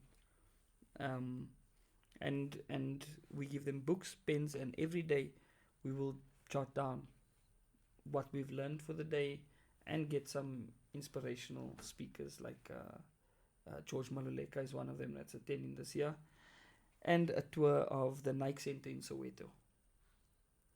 So we very excited for this. No, a lot of moms will be keen to get the kids out of the house. Like, get out, go do your thing, and get some training. No, the moms must bring the kids. Yeah. So I mean, and the exciting thing is that like we spoke about beyond football. This is also something that you can have pride in terms of, you spoke about giving back. This is a perfect example of staying in the game, giving back, and having a passion for something that you do beyond making money. Yeah, of course. Look, it's something that I've done my whole life. If you think about it, it started when I was 7. So I've been doing this my whole life. I know this in and out. Why not teach 50 kids, and if 2 of them take it and use it, and they make it, it's a life changed and a dream realized. So it doesn't matter where you come from, how you look, what color you are, how tall, short. We can all be something. And I think in football, that's where I can help someone become something. And my goal is to, like I said, is to get as many players to Europe as possible. Last year we were in Real Madrid. My son went to Madrid, and he trained there, he played well. He then went to Ajax Amsterdam and did well there as well. He's still too young to sign a contract there, but the experience and the exposure they get, you that's something you can't buy. You can't buy. You have to live it, you have to do it, be there and see that these kids in Europe, they have the same opportunity like our boys here in Africa. A lot of people think that, we come from the Kasi or a gangster area, gangster-ridden areas and stuff. That's the way to go. It's not. It's not. If you don't make it in football, you have many other things to fall back on. But, like I said again, football is not only kicking a ball. It's teaching you discipline, responsibility, respect. So I think it goes hand in hand with education, if you ask me. Yeah, absolutely. All right. I've been engaging with a lot of people on social media with regards to obviously this particular chat with you, and people sent in a number of questions that they had for you. So I don't know if you mind. Well, you actually don't have a choice. You don't have a choice. I don't know. I'm asking you. No. Yeah. Right. Depends on the question, if you say. You're gonna answer it, man. Okay. All right. So I'll call your wife to whip you.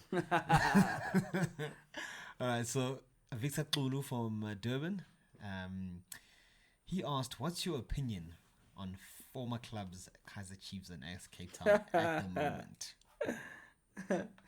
Why those clubs? Hey man, why are you asking me? Why? Should we call the guy? Maybe we must give him a call.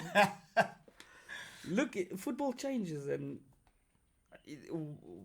you can ask the same thing about Man United. Okay, I've played for the 2 clubs.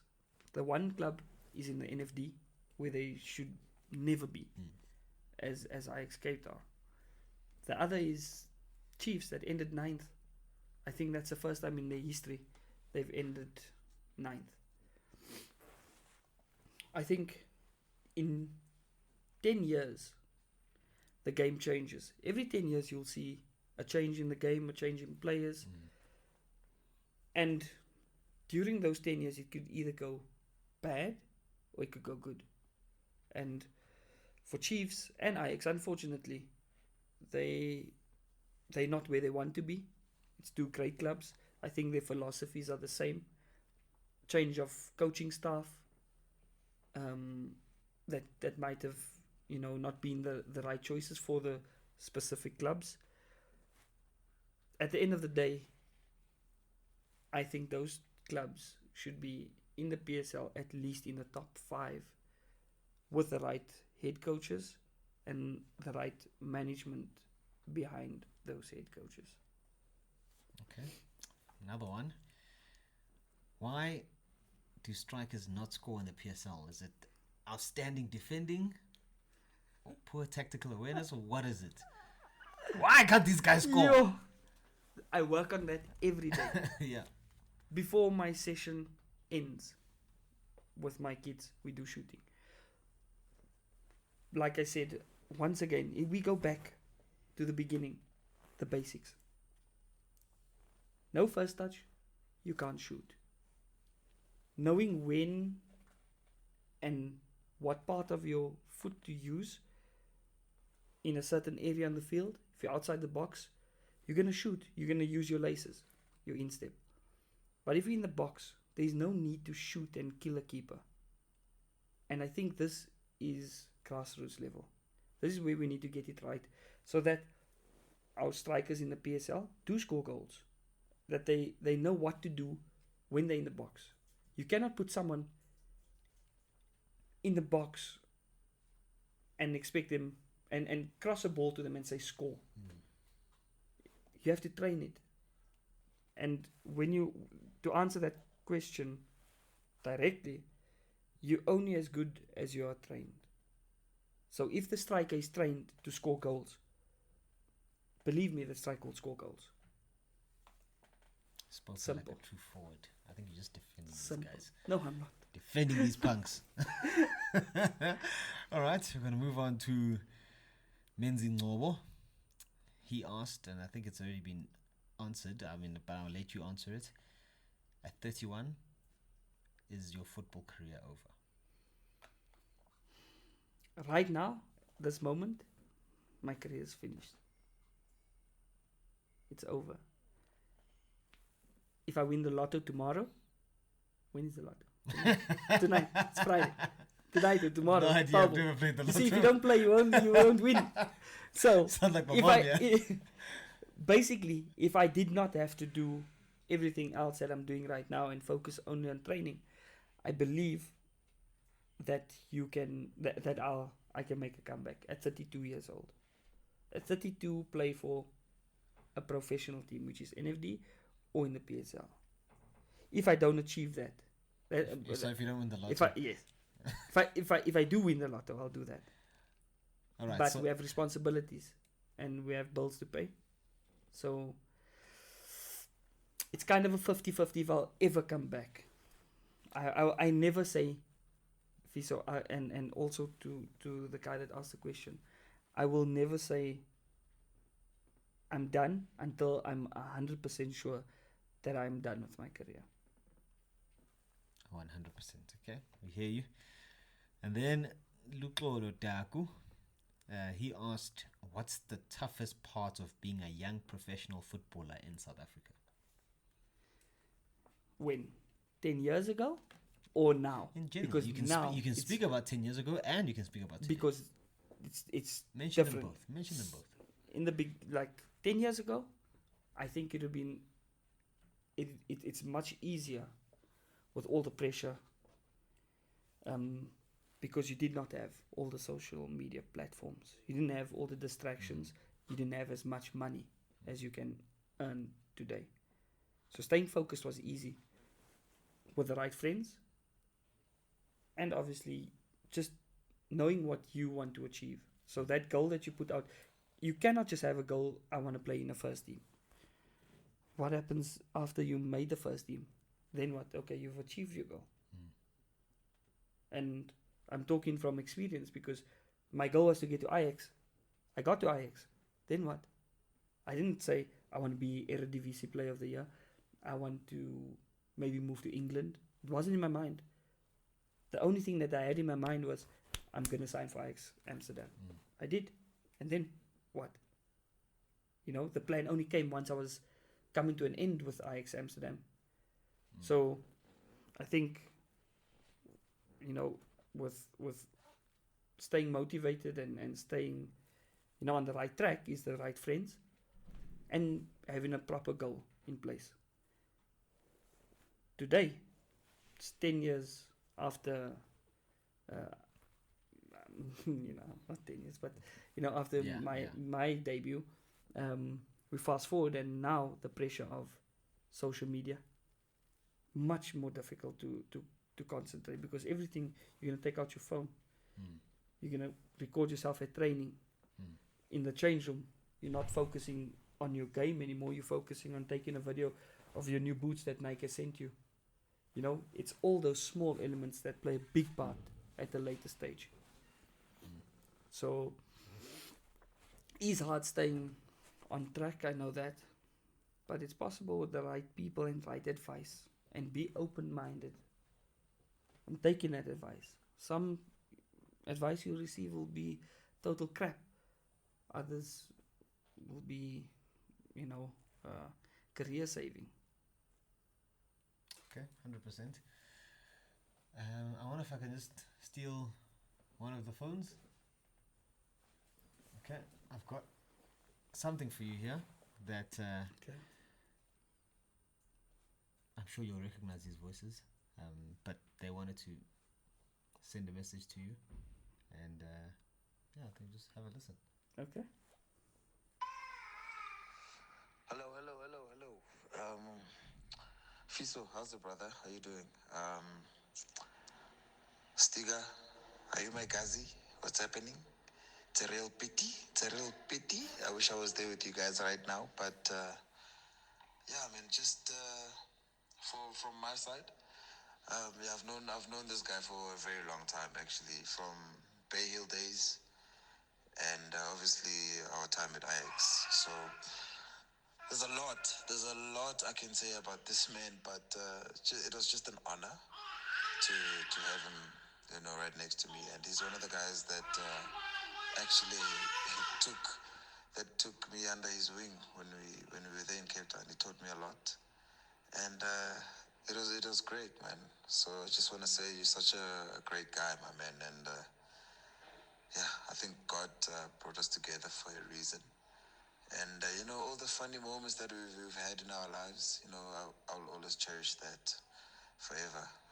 Let me not get emotional, but my man, you're the best of the best, Mr. Zlatan Ibrahimovic. Thanks, Gazi. George Maluleka. Does that voice sound familiar? Georgie. Georgie. Yeah. I know No, they knew who was their Zlatan. The South African Zlatan, they knew. They knew. Special friend of yours. I know. So, this guy, his talent is unbelievable. And I'd have loved to see him play in Europe. But what a great guy. What a great player. And he's at a big club in South Africa. So, I'm happy. I'm happy that I could add value to him while he was at Ajax Cape Town. So, thank you, Georgie. Still, me do. Got another one. No, One man. more. One Stop more. it. One more. He kind of says his name at the beginning, so I don't need to introduce him. Hey, top striker. This is Jimmy Tau. I just wanted to take this opportunity to appreciate you, to honor you, and also just to share the experience that I had with you as a teammate. I really enjoyed playing with you. You really inspire me a lot, and I want to wish you all the best in your future endeavors. And I think you've got a responsibility to make sure that your kids take after you, they emulate what you have done. I know injuries cut your career short, my brother, but it is what it is. Now you've got a bigger role to play in your boys' lives and make sure that they get to reach the levels that you've reached or even greater. Stiga, it's been an honor and a privilege for me to play with you, my brother. I want to wish you all the best. Have a good one, my brother. Jimmy Chow. Sharp Stanton. Stiga. Jimbo. Your captain. Skipper. El Jefe. Skipper. Yeah? Fantastic guy. Used to wear balaclava when he used to come to the Why games. do- I don't keep, know. Keep the complexion going. Yeah, I know. You know him. Yeah. Super stylish. Super successful. What a guy. I mean, how does it feel for you to hear from your ex-teammates, your friends? Well, speaking obviously so I've done highly? something right, you know what I mean? And it's big players. Jimmy Tau, George Maluleka, I mean, that's huge guys. So to be, mentioned amongst them and friends with them till today, it says something. And the advice that they give, it's I think true friends will give you that advice. Others would have asked, brah, come man, phone me, I want to go party. Look after your kids. Look after, give them a good life. And teach them, like Jimmy was saying, whatever I've learned over the years. Just give back. Give back. And I'm sure they also doing, but I know that both of them, they're doing well. So we all neighbors. We stay in the same area. It's a problem, but it's okay. But it's Soccer okay. I see village that. there, Yeah, eh? it's a soccer village, so it's okay. You see each other now and then. But I mean, life goes on. LJFA is a huge businessman and still involved in super sport, which is something that always plays in my mind. do I ever want to do something like that? The later stage in my life, I'll decide. And George, that's still playing. So it's a former and a current having their views and, you know, the experiences with me, and means a lot. You know, thank you. I'm sure there's a lot of other guys that there's some good things, and then there's a lot of other guys that have bad things to say. Actually, That's football. Yeah. If you don't have people that don't like you, then you've done something wrong. I tried to get Tulani, but unfortunately Tulani Serero, but unfortunately the Wi-Fi in Dubai is bad. Bafana obviously getting ready for the Africa Cup of Nations out there. Yeah. Quick one before we actually go. I mean, Bafana obviously I've got a tough group: Morocco, Cote d'Ivoire, and Namibia. How do you fancy their chances going to Africa Cup of Nations? Look, they have a huge chance of progressing through the group. It's not easy. When we look at the quality of players that we have, they are unbelievable. It's a bunch of young players mixed with some experienced players. I think each and every one of them deserve to be there. And, you know, I think a lot of the time we focus on the other teams in our group, whether they're weak or strong. We should just believe in ourselves. Look at each player, each individual, and know that you're playing in Vitesse for a reason. You're playing in France for a reason. And I think we give a lot of respect to other countries, especially when we think they're a bit stronger than us. We shouldn't be doing that. You know, we have the talent. We have the crop of players right now. And kind of have form. So there's nothing stopping us from at least progressing and going through to the last 16. Okay, interesting. I'm gonna keep this, and if we don't progress, then I'm coming for you. No, you can come. It's my opinion. It's just my opinion. But the first thing you touched on the moment we sat down recording here, you're like, geez, they did Banyana dirty. You know, it's been unfortunate because Banyana, I mean, the growth that they've had has been phenomenal. Out of this world. Felt that they had a chance against Spain in that opener. China, one of the really top nations in the world, you know. Professional league. Yes. It makes a massive difference. And look, our team has held their own. I think we can be really proud of them. No, of course. From where we come from, I think Banyana has done us extremely proud. It's their first World Cup. A lot of young players, a lot of players that has just started professional football.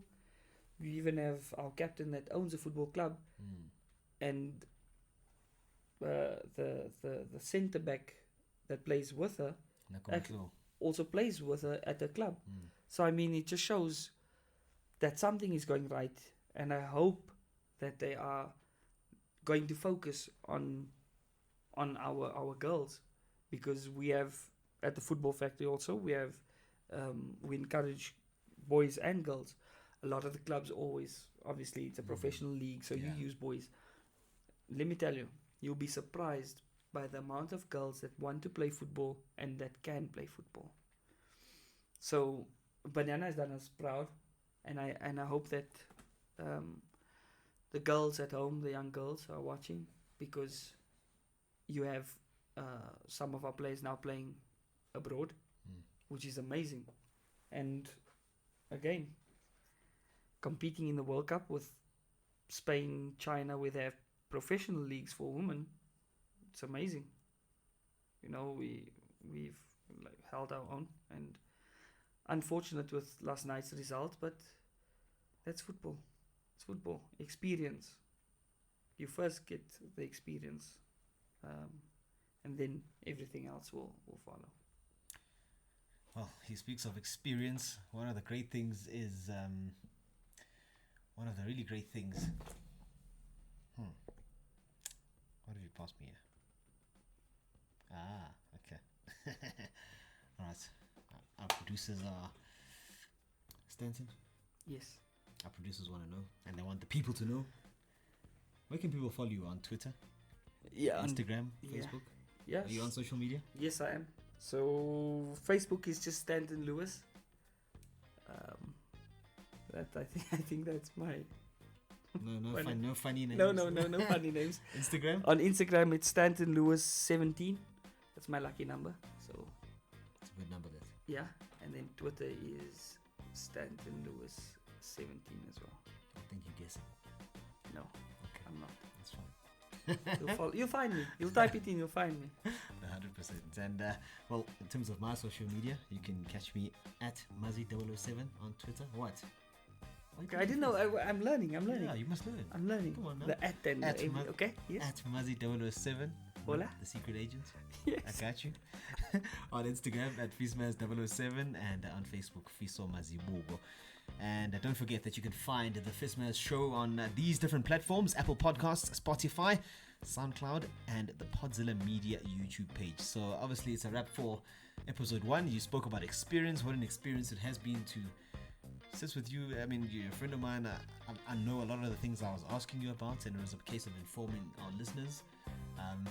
But there's things I found out today that I sit here as a friend, and I'm beaming with pride to know you. And yeah, I also wish you nothing but the best going forward. And stop being a damn stranger, man. Come on, man. Yeah. Well, you have your own show now, so congrats on that. That's really great, and it's an honor for me to be here as well. First guest. I don't know if anybody else couldn't make it, that's why you chose me. But Maybe. but yeah. But I'm here anyway. I support. That's a real friend. You Yeah. know what I mean? It's Yeah. a real friend. So yeah. I had to know. ask you like 50 times. Are you sure? I'm like, yeah, this guy. Yeah. Are you sure? Yeah. Sometimes I can just This morning I'm like, are you just coming? just No, confirmation. but I really appreciate it, my friend. And yeah, no, well done nothing to but you the and the best. guys. Putting this together is amazing. Yeah, but that guy Justin doesn't count. Justin counts. No, Justin Everybody doesn't counts. Everybody counts. Don't be like arrows. Ah, wow. And it's a wrap for the Fismaz show. We're going to shade to wrap things up. But yeah, Stanton Lewis, the first guest on our full episode of the Fismaz show. And it's been a really special one. Time has flown. And 2 hours. Is that how long it's been? It's been 2 hours. You are joking. Wow. My kids. Time flies. Time flies. Oh, He's forgotten about his kids. Schools have closed. So I think we should close the show now and let Stanton Lewis run. Thank you once again. Thank you And, guys. see you guys again soon. Cheers.